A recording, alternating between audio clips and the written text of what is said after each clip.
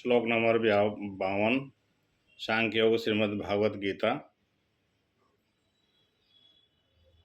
यदा ते मोह कलिलं बुद्धिर्व्यतितरिष्यति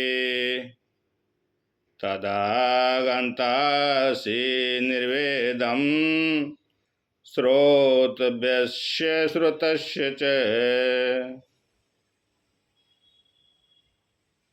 श्री कृष्ण भगवान कहते हैं अर्जुन से, जब तुम्हारी बुद्धि मोहरूप दलदल को तिर जाएगी तब तुम उन सब वस्तुओं से निर्वेद वैराग्य को प्राप्त हो जाओगे जो सुनने योग्य और सुनी हुई है।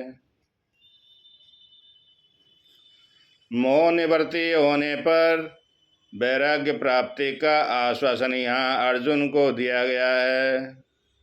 श्रोतव्य शब्द से तात्पर्य उन सभी विषयोपभोगों से है जिनका प्रत्यक्ष अनुभव नहीं किया जा गया है, तथा श्रुत शब्द से सभी ज्ञात अनुभव सूचित किए गए हैं। यह स्वाभाविक है कि बुद्धि के शुद्ध होने पर विषयोपभोग में कोई राग नहीं रह जाता। स्वरूप से दिव्य होते हुए भी चैतन्य आत्मा मोहावरण में फंसी हुई प्रतीत होती है। इस मोह का कारण है एक निर्वचनीय शक्ति जिसे माया कहते हैं। अव्यक्त विद्युत के समान माया भी प्रत्यक्ष दृष्टि गोचर नहीं होती है, परंतु विभिन्न रूपों में उसकी अभिव्यक्ति से उसका अस्तित्व सिद्ध होता है। सभी जीवों की संरचना में माया के कार्य के निरीक्षण एवं अध्ययन से वेदांत के आचार्यों ने ये पाया कि मनुष्य के व्यक्तित्व के दो स्तरों पर माया की अभिव्यक्ति दो प्रकार से होती है। बुद्धि पर आत्म स्वरूप के अज्ञान के रूप में, जिसे वेदांत में माया की आवरण शक्ति कहा गया है। बुद्धि पर पड़े इस अज्ञान आवरण के कारण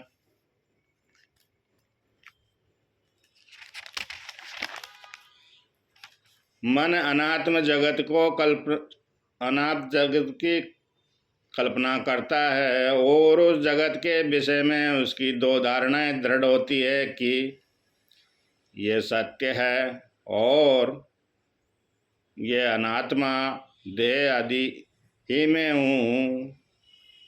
मन के स्तर पर कार्य करने वाली माया की ये शक्ति विक्षेप शक्ति कहलाती है।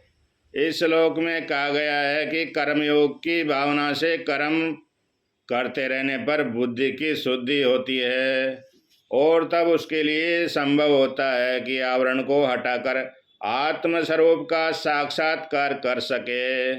इस प्रकार मोह निवृत्ति का परिणाम है विषय भोग से वैराग्य, परंतु आत्म अज्ञान के होने पर मनुष्य विषयों से ही सुख पाने की आशा में दिन रात परिश्रम करता रहता है। शीत ऋतु में बादलों से सूर्य के आच्छादित होने पर मनुष्य अग्नि जलाकर उसके समीप बैठता है, किंतु धीरे धीरे बादलों के हट जाने पर सूर्य की उष्णता का अनुभव कर वह अग्नि के पास से उठकर धूप का आनंद लेता है। वैसे ही आनंद स्वरूप के अज्ञान के कारण विषयों को पाने के लिए चल रही मनुष्य की भागदौड़ स्वतः समाप्त हो जाती है जब वह आत्म स्वरूप को पहचान लेता है। तो आत्मा को ही परमात्मा कहा गया है। यहाँ संपूर्ण जगत का निर्देश श्रुति और श्रोतव्य इन दो शब्दों से किया गया है। इसमें सभी इंद्रियों द्वारा ज्ञात होने वाले विषय समाविष्ट है। कर्मयोगी की बुद्धि न तो पूर्वानुभूत विषय सुखों का स्मरण करती है और न ही भविष्य में प्राप्त होने वाले अनुभवों की आशा।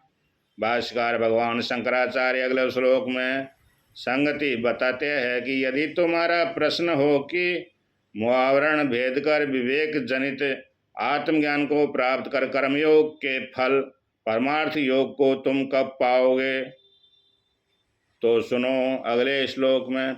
Next time please. गुरु भी बिना भाव निधि तरन कोई, जो विरंच शंकर समय होई। उमा गए ये अनुभव अपना, सत हरि नाम जगत सब सपना। जय हो वेदव्यास जी महाराज की जय, सरस्वती मैया की जय, अपने अपने माता पिता गुरुदेव की जय, शरणागत की लाज गुरु महाराज। जय हो।